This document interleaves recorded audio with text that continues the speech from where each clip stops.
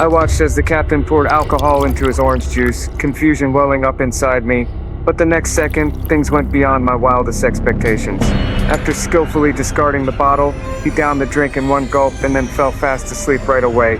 It was absurd. This was happening on my first day at work. Yet the flight attendant remained calm, saying this wasn't the first time it had happened. I started to worry about the flight.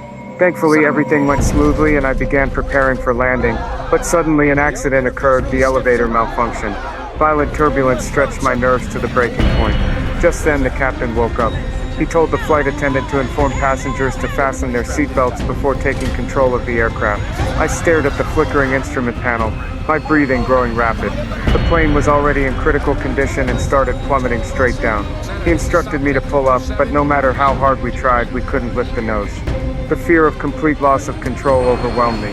He urgently notified the control tower while telling me to dump the fuel and prepare for an emergency landing. It was our only chance to reduce the aircraft's weight. But the plane continued its steep dive and the odds of a successful emergency landing were slim to none. Worse still, all the overhead bins in the cabin popped open. A flight attendant tried to close them, only to be knocked unconscious on the spot by the sudden turbulence. But I had no time to spare. The plane was still plummeting, getting closer and closer to the ground, about to crash into a densely populated area. At that moment, the captain issued an order: adjust the course and make the plane tilt gradually. He was crazy. This was a plan to fly the plane upside down. But I knew this was our only, most desperate bet before the crash.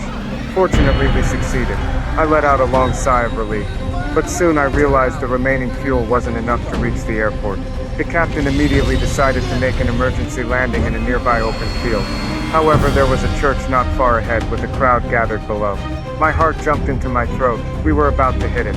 The captain struggled desperately to steer away, but the wing still collided with the church.